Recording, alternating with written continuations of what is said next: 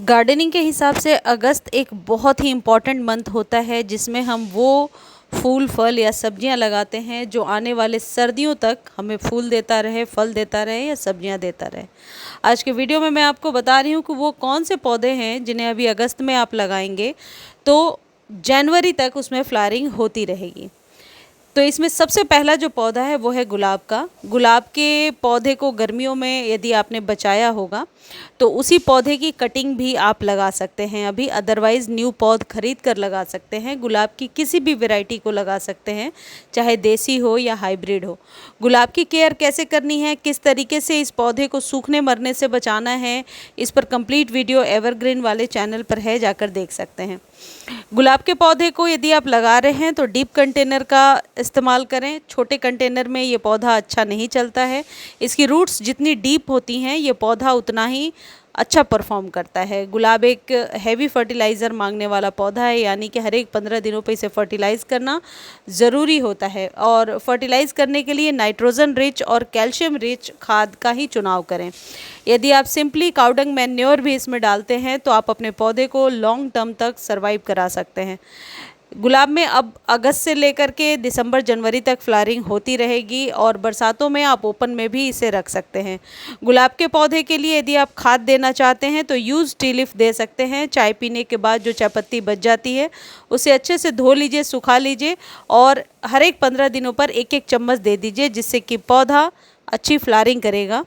चाय पत्ती आपके गुलाब के पौधे की जो सॉइल है उसको एसिडिक भी बनाती है। जो पीएच लेवल मिल जाता है इसके बाद वो आपके पौधे के लिए बिल्कुल सही होता है, यानी कि ज़्यादा से ज़्यादा फूल लेने में हेल्प करता है। अगला जो पौधा है जिसे अभी आप बीजों से लगा सकते हैं और वो है मैरीगोल्ड, यानी गेंदे का पौधा। अब यदि आप ये सोच रहे हैं कि गेंदे की कौन सी वैरायटी लगाएं, तो जो जाफरी वैरायटी होती है वो बहुत आसानी से लग जाती है। यानी कि अभी पूजा पाठ में, सावन में हम लोग जो फूल लेकर आते हैं शंकर जी को चढ़ाने के लिए, बस उसी को लेकर के थोड़ा सा ड्राई कर लीजिए और वही बीज होते हैं, फूलों को खोलिए और फैला दीजिए।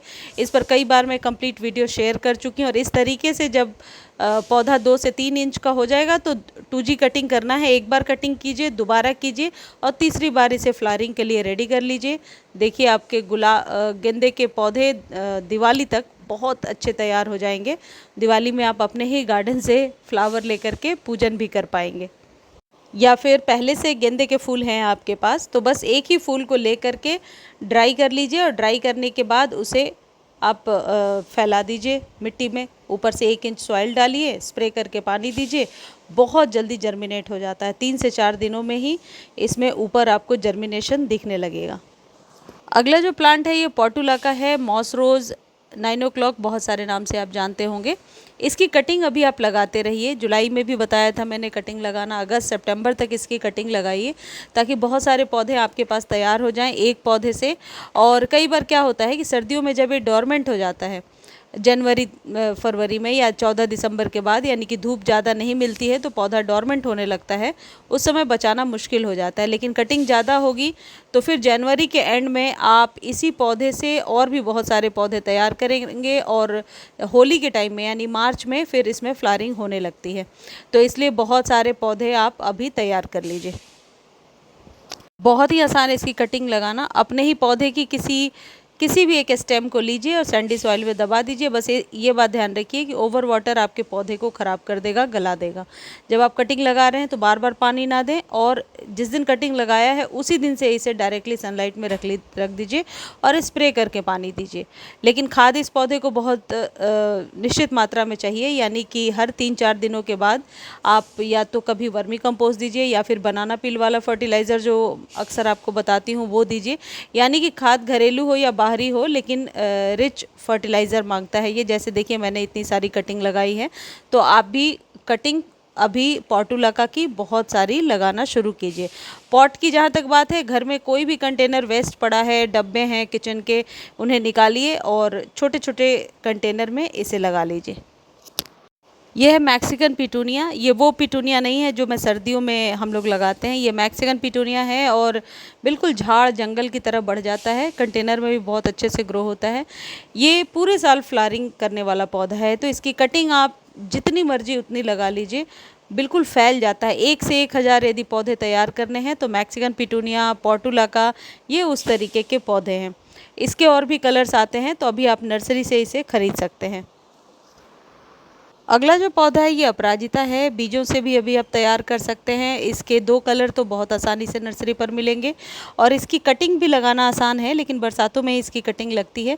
पुरानी स्टेम पतली सी भी हो उसे ले करके आप नॉड एरिया को सॉइल में दबा दीजिए और ये बहुत अच्छे से ग्रो हो जाता है। बस ये ध्यान रखिए कि अपराजिता को बार बार रिपोर्ट ना करें, अदरवाइज़ ये पौधा ख़राब हो जाता है। लास्ट ईयर मेरे से गलती हो गई थी, नवंबर दिसंबर में मैंने रिपोर्ट कर दिया था तो पौधा बिल्कुल भी मरने लगा था, मर ही गया था बल्कि। तो ये ध्यान रखें कि एक बार ही गमले का चुनाव करें और ये इसकी जड़ें जल्दी भरती नहीं है और पॉट में बहुत अच्छे से ये फूल देता रहता है। 3-4 साल लग जाते हैं इसे रिपोर्ट करने में। अगला जो ये पौधा है ये ब्लीडिंग हार्ट का पौधा है। ये भी परमानेंट फ्लावरिंग प्लांट है, इसे लगा लीजिए और हार्डी प्लांट है, बहुत आसानी से सर्वाइव कर जाता है। 8 से 12 इंच के बीच का कंटेनर लीजिए और ये जितने भी फूलों वाले पौधे मैं आपको बता रही हूँ, इनको आप 15-15 दिनों पर कभी वर्मी कंपोस्ट या कभी जो एवरग्रीन वाले चैनल पर मैं बताती रहती हूँ और ऑर्गेनिक खाद, वो सब दिया करें।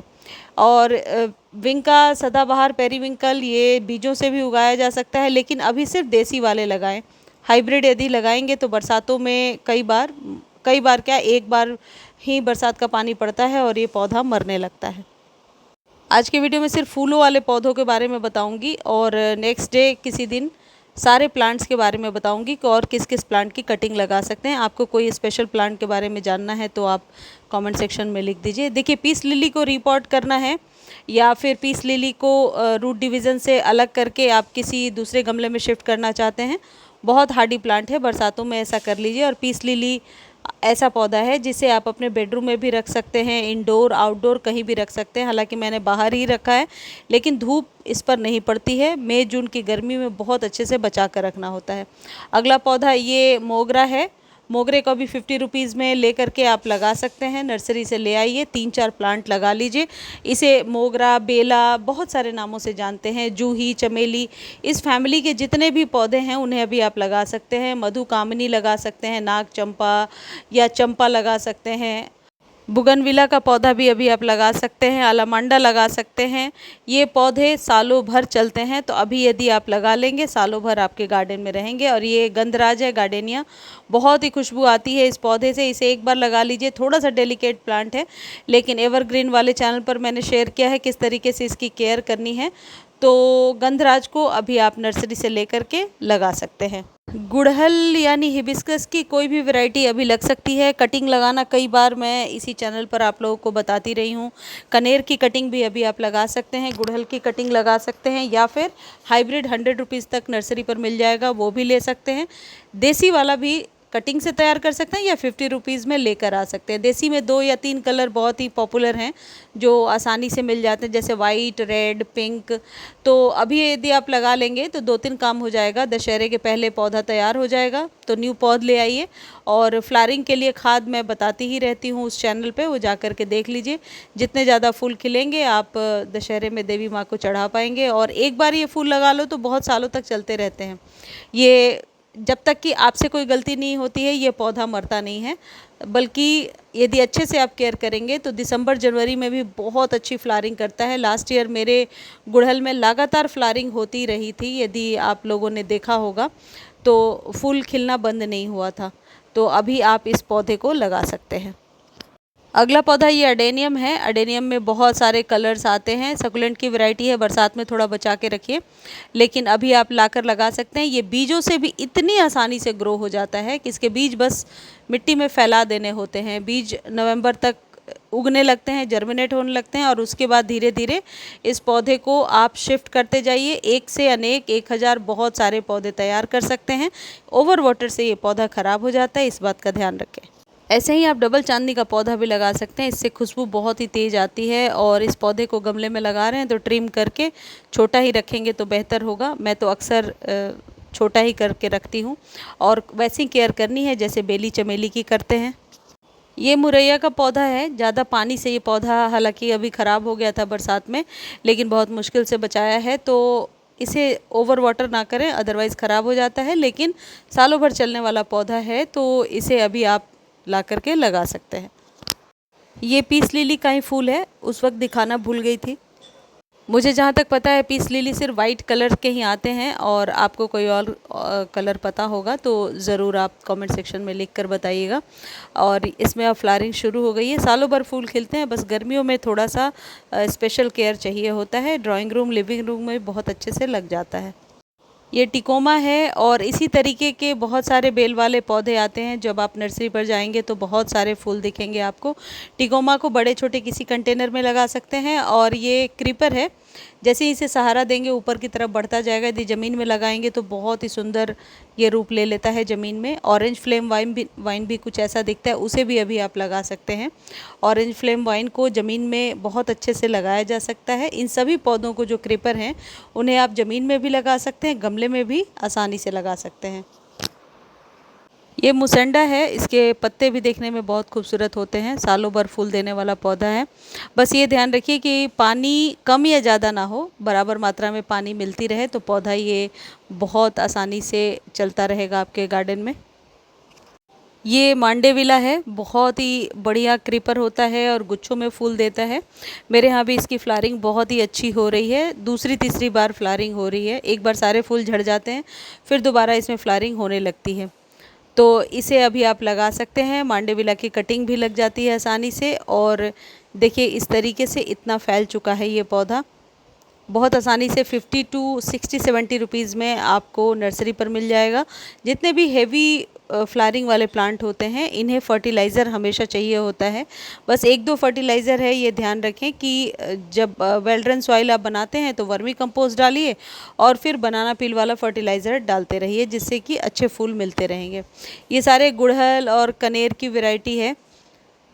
देखिए कितने सारे कनेर में फूल खिल रहे हैं। गुड़हल में हाइब्रिड हो या देसी, सभी प्रकार के पौधे को लगा सकते हैं। एक न्यू पौध मैंने लगाया है, वो है जट्रोफा। जट्रोफा पहले भी था मेरे पास, फिर बीच में ख़त्म हो गया था, तो अभी उसमें फ्लावरिंग हुई नहीं है, इसलिए मैं दिखा नहीं रही हूँ। तो जट्रोफा भी अभी आप ख़रीद करके लगा सकते हैं। मोतियों जैसे उसके फूल होते हैं, देखने में बहुत खूबसूरत लगते हैं। आप लोग ये सारे फ्लावर्स लगाइए, तब तक मैं और भी न्यू कंटेंट लाने की कोशिश करूँगी। और कुछ और इसमें पूछना है तो कमेंट सेक्शन में लिख दीजिए, मैं जितनी जल्दी हो सकता है आंसर दे दूँगी।